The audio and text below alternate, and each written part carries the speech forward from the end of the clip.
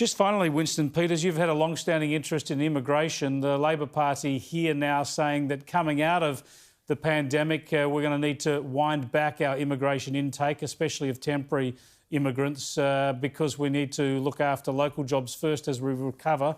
Does that thinking gel with what you would see happening in New Zealand? Well, they've been reading out of my speech book all these years.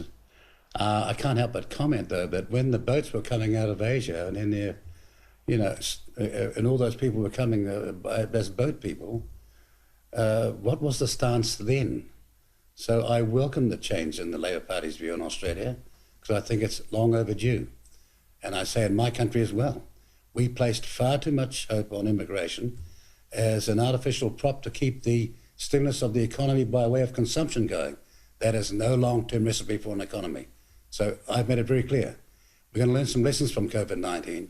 We're going to rely upon our own. We're going to train and skill our own, employ our own, make it if we can, build it if we can, use it if we can in our own self-reliance and greater autonomy for our economy, and export it if we can, and deal with countries like Australia, dare I say it, Singapore and others, where we can get relations back as fast as we possibly can.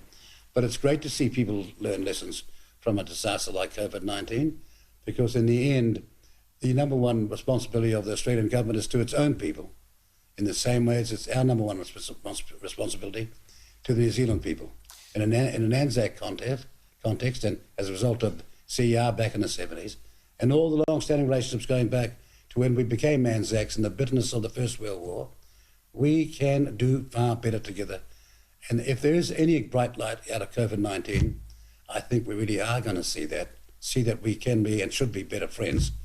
With all your foibles and all your mistakes, you're still one of the greatest populations on earth next to New Zealand.